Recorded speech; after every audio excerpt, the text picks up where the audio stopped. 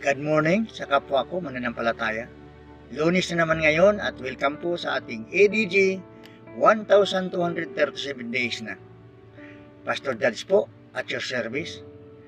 Ang title ng ating devotion today is Heavenly Worship na mababasa natin sa Revelation chapter 15 verse 3 to 4. Ito po ang nasusulat.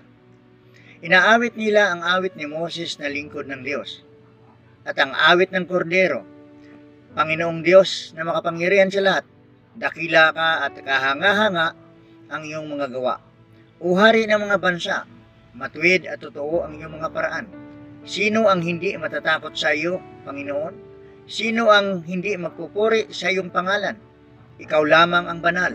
Lahat ng mga bansa ay lalapit at sasamba sa iyo, sapagkat nakita ng lahat ang matuwid mong mga gawa. Salamat sa banal na salita ng Diyos. Dito po sa talatang ito ay makikita natin na may pananambahan sa langit.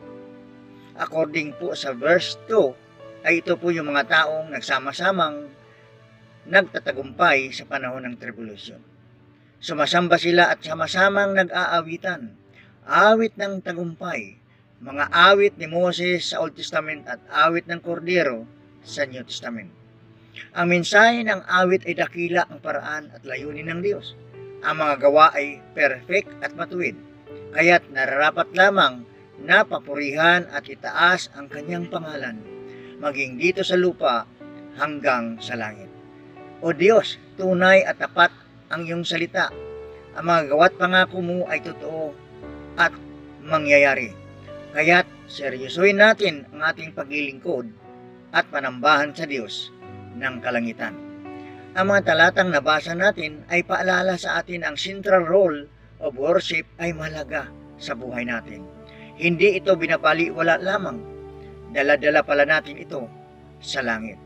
Kaya ikaw kapatid, oo ikaw na nanonood ngayon, seryosohin mo at pahalagaan ang pagsamba, lalo na sa oras ng awitan. Dumating ka ng maaga sa church, huwag nang malate. Ihanda ang isip at puso na may kagalakan na tapusin ang panambahan bago umuwi. Alam mo kung bakit? Ang series natin ngayon ay The Wrath of God. Nagagalit din ang Diyos at nagpaparusa. Kaya kung hindi tayo susunod ng tapat at baka hindi tayo mapabilang sa panambahan sa langit. Kaya tara na, agahan na natin ang pagdating sa church sa linggo. Maraming salamat po sa bawat isa. See you again tomorrow and God bless.